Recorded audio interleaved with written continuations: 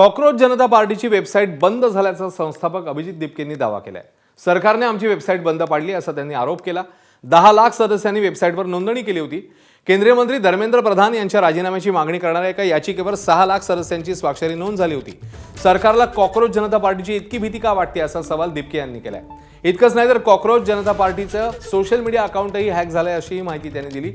इंस्टाग्रामवर भाजप आणि काँग्रेसला मागे टाकत कॉकरोच जनता पार्टीने 2 कोटी फॉलोअर्सचा टप्पा पार केला होता।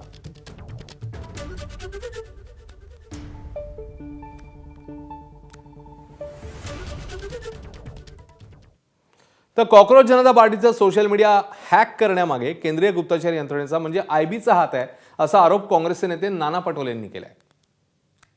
जो काही रिपोर्ट मला आला की आयबीनी नरेंद्र मोदींना सांगितलं की हा उद्रेक होऊ शकतो आणि हा उद्रेक थांबवण्यासाठी याला ब्लॉक केलं पाहिजे अशा पद्धतीची माहिती प्रधानमंत्र्याला दिली गेली आणि त्याच्यानंतर हा निर्णय केलेला आहे।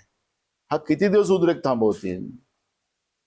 लोकांमधला उद्रेक आयबीने त्यांना सांगावा, मग शेतकरी असेल, तरुणांचा असेल, गरिबांचा असेल, बेरोजगारांचा असेल, उद्रेक आयबीने सांगावं की देशात आता भारतीय जनता पार्टीने नरेंद्र मोदीच्या विरोधात मोठा उद्रेक सुरू झालेला आहे आणि हा उद्रेकाचा केव्हाही स्फोट होऊ शकतो।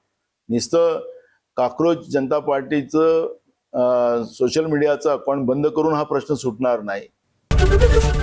एबीपी माझा, उघडा डोळे बघा नीट।